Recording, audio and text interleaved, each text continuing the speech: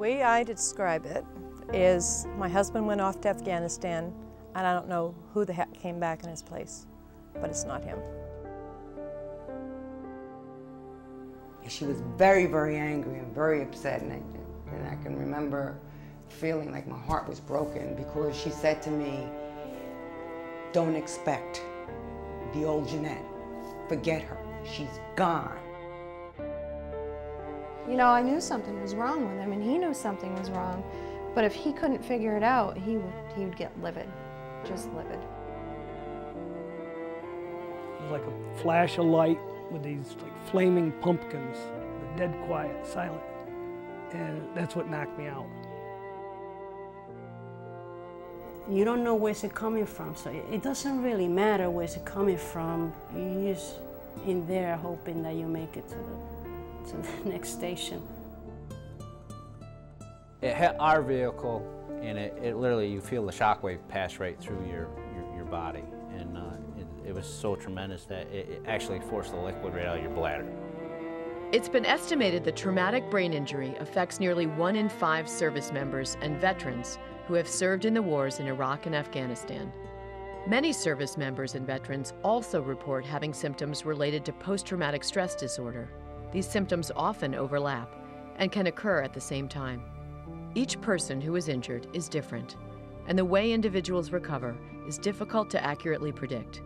Some individuals are able to resume their lives as if nothing happened. Others may have difficulties that last longer, even a lifetime.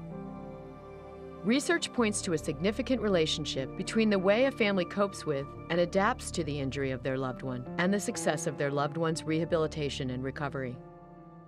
In the minutes ahead, 3 veterans who sustained a traumatic brain injury and their families will share their stories of love and support amidst the struggle to regain their lives.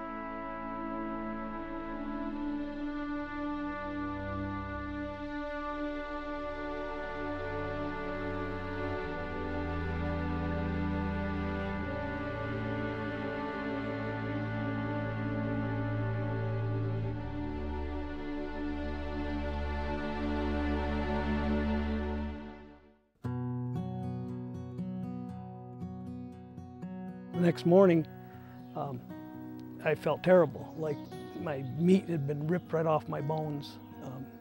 I went to the medics, and they pretty much said, no blood, no injury, go back to work.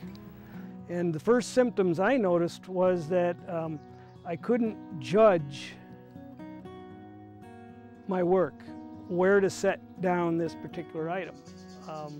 I'd overpass it, I'd hit people with it, which is dangerous. You can crush them, kill them.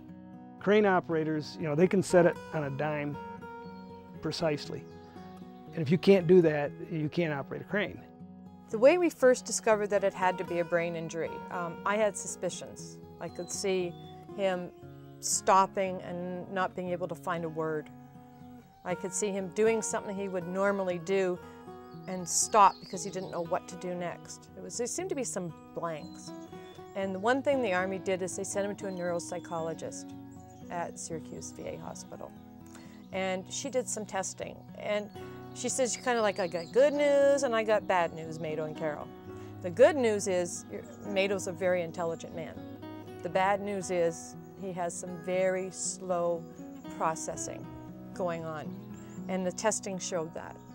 So we knew right from the beginning that there was a TBI. Doesn't make it easier, but when you have a name for it and someone says, yes, you have a brain injury, this is what it is, we can't fix it, but let's learn how to cope with it. It's a big relief. And then she came home. And when she came home, she was different. She was angry. She was angry all the time. She had no patience. She had a constant blink. And I remember that she couldn't focus. You couldn't have dialogue with her. She became easily agitated. It was very, very difficult. It was scary. I know that she started going to the VA, which I was very happy about. She was attending groups, and she was really, really busy. She had a lot of doctor's appointments and group sessions, and she was talking to a lot of the vets at the facility. We had different type of groups, and I started to kind of learn and understand a little bit more about what I was experiencing, like my nightmares, why being angry, why sometimes I feel like angry and sometimes I feel like disoriented. And so she kind of gave me a name for everything. And she said that I had like a mild TBI, and I told her why I experiencing this in school. I can't concentrate, so I quit school. She said, we gotta concentrate on your medical right now so that later on you can move on with your future and you could go back to school and do whatever you want.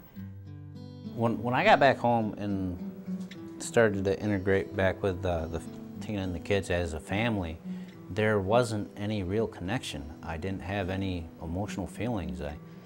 He didn't remember where we had gotten married. He didn't remember any of our roads right here locally at all. I couldn't send him 10 miles from the house because he couldn't get home by himself. I used to call her, talk to her on the phone while I'm driving to say, where am I supposed to turn now? And she said, well, by the big white barn or by such and such town. And I'd be like, well, where the hell is that? We used to all go fishing and whatnot, but then after he came back, that kind of stopped because he didn't quite remember where to go, where we went fishing, or even how to fish, so. Of course, PTSD was diagnosed immediately, and it took probably till the end of 2008 for somebody to start recognizing that he might have had a brain injury, but they didn't really know what they wanted to do with it, and actually they told us leave it alone and he'll eventually get better on his own.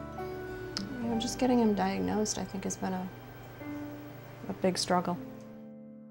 I would like Mado to find some peace. I'd like him to learn to accept his limitations, and not to say to settle for them. I mean, you can always strive to improve, but there has to come a place of acceptance that this is the way it is now. And okay, once you get to the point of acceptance, I think you're at the point where then you can look at how you can improve. It's hard both ways, like having a dad with a brain injury and then having a mom who has to dedicate all her time to your dad because of his situation. So just basically to take it day by day and try to understand it from both sides.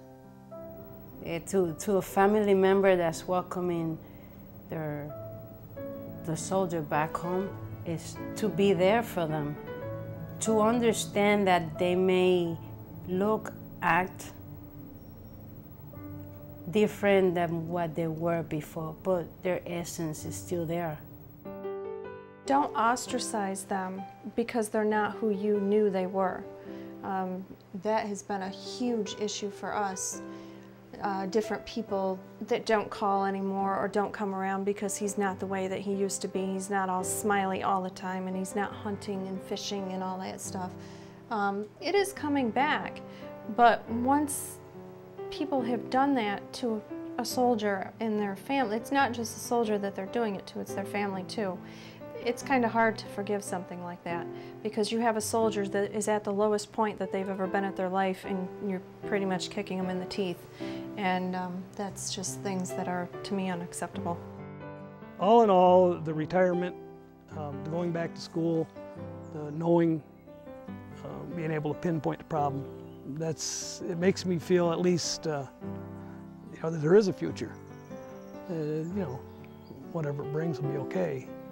What I foresee in our future is that we actually have one.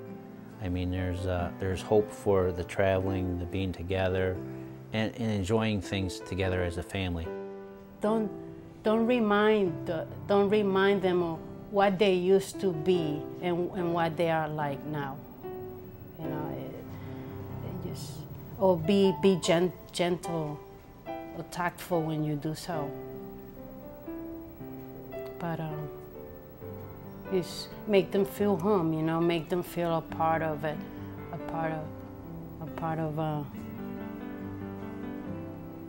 Give him time, that's all. You know, just give him time.